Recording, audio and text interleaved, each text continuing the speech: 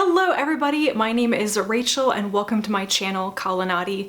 Today I'm trying to catch up on all the stuff I read in July that I haven't talked about yet, and I thought I would put all the works in translation in their own little batch because, I don't know, I read like 5 things that were translated this month, and that's a lot, so why not talk about them all at the same time? One of these is actually bilingual rather than translated necessarily, but I read it in both languages, so I'm going to throw it into this category. So let's start with that one very quickly. It was A Perfect Season for Dreaming, or Un Tiempo Perfecto para Sonjar by Benjamin Alire Saenz. This is illustrated, I think, by Esau Andrade Valencia. So this is a children's picture book. It's got a lot of pictures and some text. I read it in Spanish first and then I read it in English, and I don't have much to say about it. It's just about this older man who is having these wild dreams every afternoon and he wants to tell somebody about them, but he has to pick who he wants to talk to about it. It was fine. Yeah. Mostly I read this because I'm trying to practice my Spanish and regain some of my skills in that language, and for that reason I did enjoy reading this. I was pretty surprised at how much I understood just reading the Spanish first. Obviously I had a dictionary in hand while I was doing it, but I was pretty happy with how it went. I think after reading this and trying to read some other children's picture books that I also gotten from the library but just didn't finish, I don't love reading little kids books all the time. It's not what I love doing, so I'm mostly picking ones that are bilingual for the Spanish practice.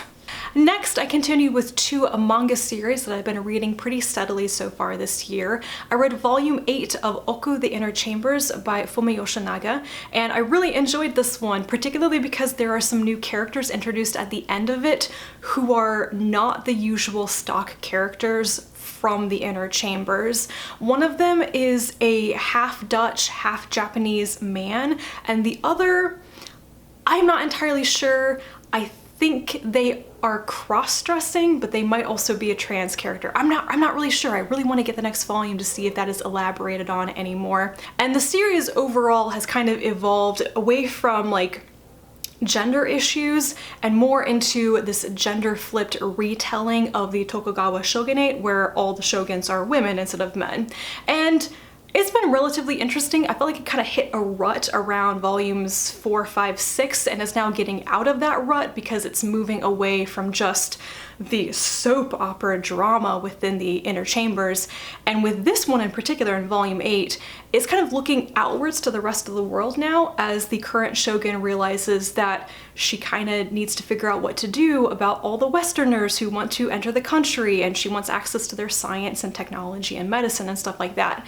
So yeah, I am pretty eager to go on to volume 9 now. The other series that I've been reading regularly this year is Hat Atelier by Kamome Shirahama, and I read volume 5 in July. This series is about a little girl named Coco who is given the opportunity to learn magic, to learn how to be a witch, even though most people in this world are taught that witches have to be born rather than taught how to do it. There are a lot of restrictions on how magic can be used, and there is this evil group of witches, the flat-brimmed caps, I think, who use band magic, and for some reason those people are very interested in Coco. And this volume actually explains a bit more why they are interested in her, which I really enjoyed getting to that bit. I was hoping actually that in volume 5 we would learn more of the backstory of Kifri. He is Coco's teacher. He's a very interesting person. I like him, but there have been some hints that he has his own agenda, or maybe isn't as nice as he appears most of the time, and for that reason I really want to know what is going on inside of his head and what his history is. Maybe volume 6, maybe. So yeah, this series has been really growing on me, and I hope to catch up with the most recent volumes later this year. Now for some heftier works. I finally finished The Doomed City by Arkady and Boris Strugatsky. This is translated by Andrew Bromfield. I think this may actually be a new translation. I'm not sure if it's the first time this was ever translated.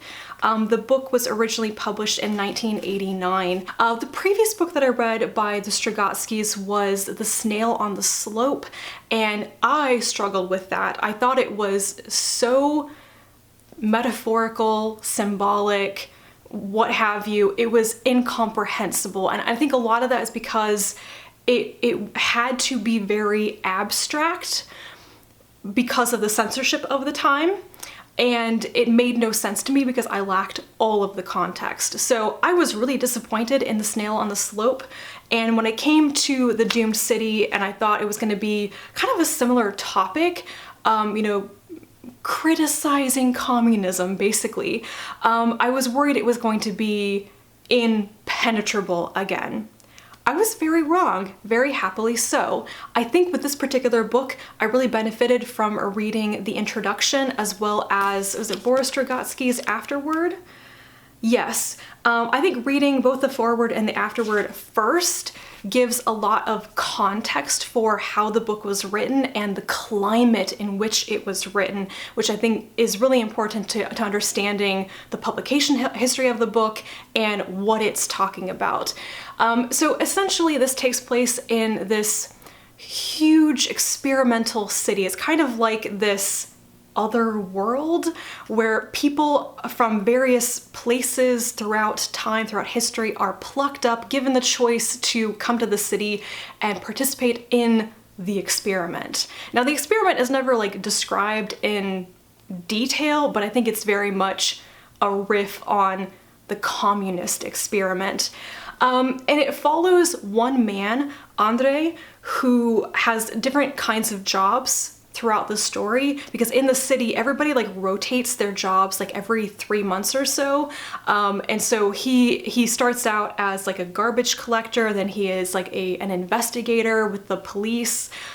He eventually rises to be one of the most important authoritative people in the city, and it's kind of the story of how he goes from wholeheartedly believing in the experiment and, you know, having like all of his beliefs, his ideology shaken to its core, and at the end, everything that he believed in is just kind of empty. And how does that happen, you know? There's a bit in the afterword where Boris Strugatsky says that this is very much the experience that an entire generation of people had from like the 1940s to the 1980s in the Soviet Union, in the communist countries. And I thought that was really interesting, especially since I don't know that much about the real historical context of this.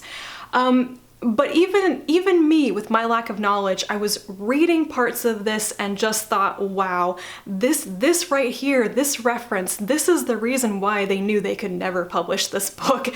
They knew they would never get it past the censors. So the authors hid copies of this book for 16 years. They were trying to keep it safe and secret and just didn't know if they would ever be able to publish it. And obviously they did in 1989.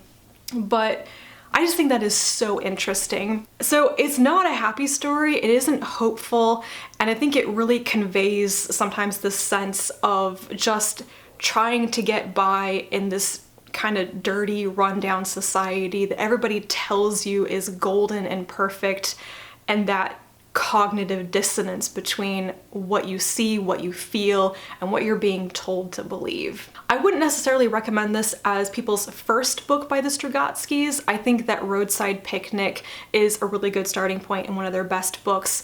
But if I had to pick any one of the Strugatskys' books that I think is absolutely a masterpiece, I would probably choose The Doomed City, because I think it is the most ambitious and the most successful while being very accessible to a large number of people, and they just pulled it off really well. And lastly, something really fun that I didn't expect to enjoy quite so much. I read Beowulf, a new translation by Maria Dahvana Headley. This was so much fun, guys. I actually read the Seamus Heaney translation of Beowulf half a lifetime ago, but I had no memories of it whatsoever. I just kind of vaguely remembered what Beowulf was about, and I looked into it a bit more when I read Grendel, which is like kind of a retelling of Beowulf, but from the monster's perspective. I read that a year or two ago. It's one of the books in the Fantasy Masterworks line, which I should probably pull off the shelf. Yes, it's Grendel by John Gardner. I didn't get a lot out of this book because I didn't remember that much about the original story. That was my fault. So yeah, coming to actually read Beowulf as an adult and get a lot more out of it was very interesting. This translation by Headley is super modern. That is the thing that you should know about this translation, is she goes full bro adventure in this. Like literally the first word in Beowulf, a very famous word which is translated in many different ways, she chooses to translate it as bro. That is how this starts.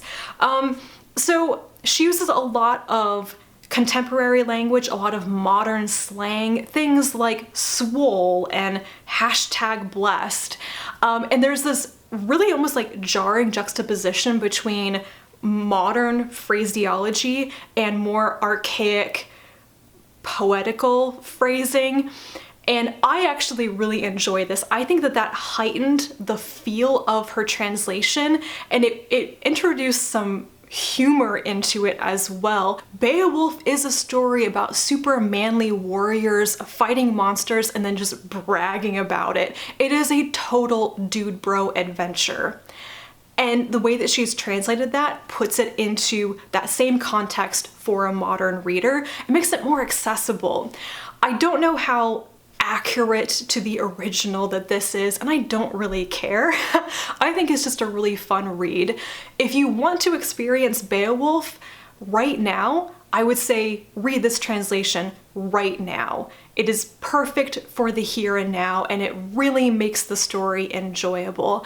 I have my doubts about how well this translation will last. I think that because it is so modern and it uses very, very specific slang, it will be dated within 5, 10, 15 years and might not make as much sense. So it's very much a translation aimed at the here and now and at a certain generation. And I kind of love it for that. So definitely try this one if you've been thinking about it. I really enjoyed it. And that's it for all the works in translation that I read in July. Let me know if you have also read any of these. If you want to leave me a comment down below, I would love to hear from you. Thank you as always for watching, and I'll be back to talk to you again soon. And until then, bye.